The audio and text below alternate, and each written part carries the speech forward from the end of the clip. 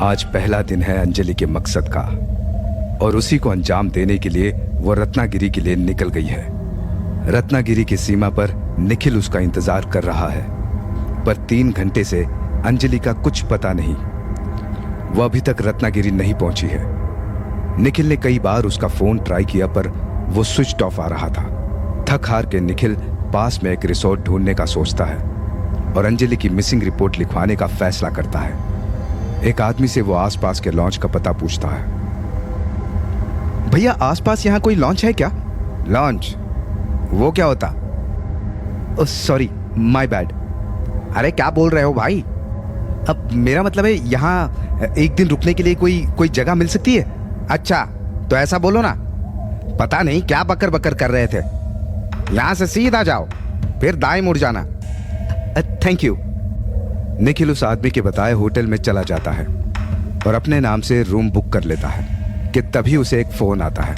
Hello Nikhil, मैं अंजलि बोल रही हूँ। अंजलि, तुम कहाँ हो? तुम्हारा फोन तब से बंद क्यों आ रहा है? और ये किसका नंबर है? अंजलि बहुत धीमे सी आवाज में कहती है।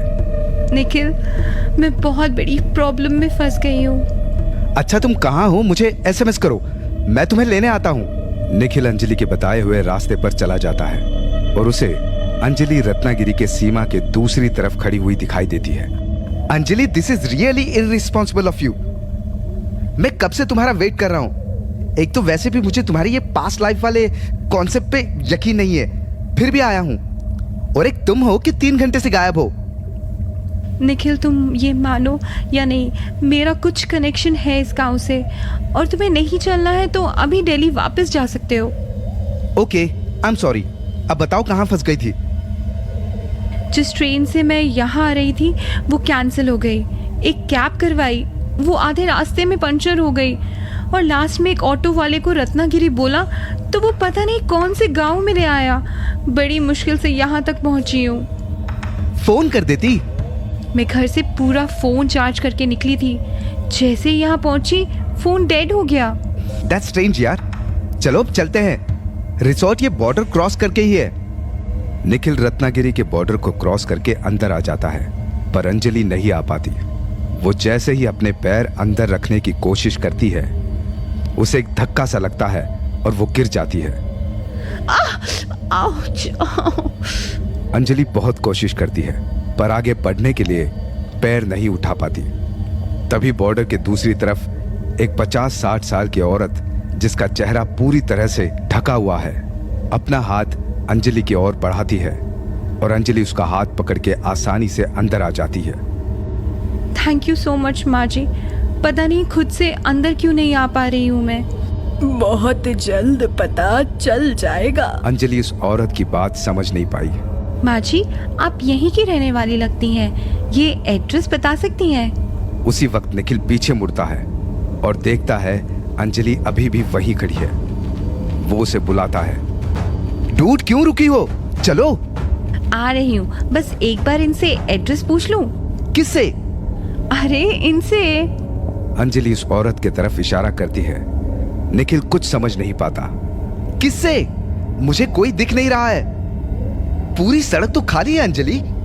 अंजलि के पैरों तले जमीन खिसक जाती है। वो बूढ़ी औरत अपना घूंघट उठाती है। उसका पूरा चेहरा जला हुआ है। वो अंजलि की तरफ देखकर मुस्कुराती है और ट्रेन की रफ्तार से भागने लगती है।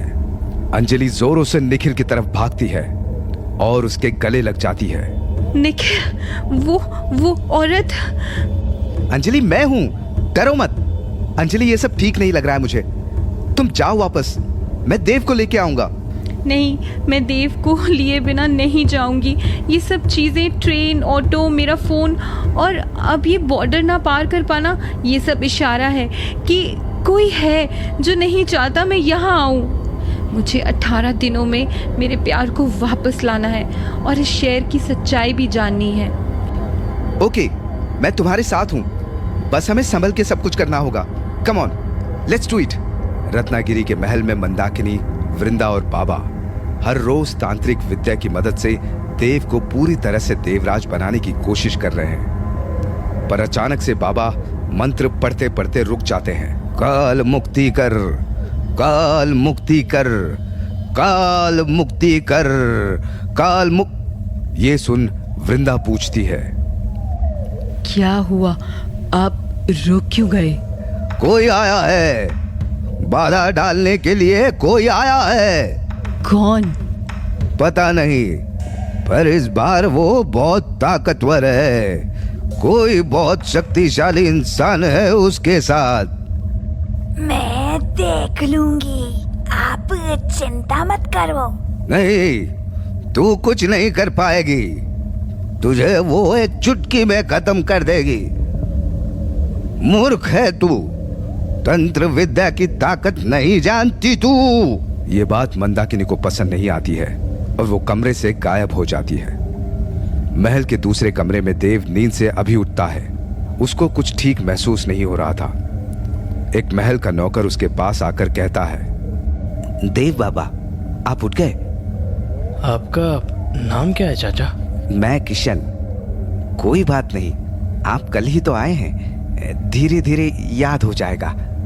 देव अपने हाथ की तरफ देखता है और कहता है, किशन चाचा, मुझे ये चोट कैसे लगी? अरे आप भूल गए, आपने ही तो बताया, आप दिल्ली में एक बाइक से टकरा गए थे।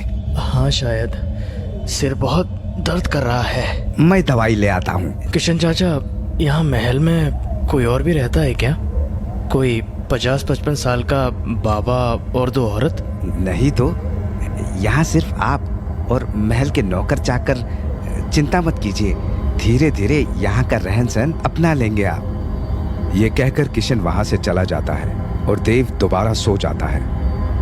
इधर निखिल और अंजलि एक एड्रेस ढूंढ रहे होते हैं। अंजलि किसी का नंबर डायल कर रही है। तभी उसके पास एक आदमी खड़ा हो जाता है और कहता है, मैं ले चलता हूँ, मुझे सब पता है। अंजलि और निखिल उसके पीछे पीछे चले जाते हैं। वो आदमी एक बहुत पुराने मकान के सामने खड़ा हो जाता है।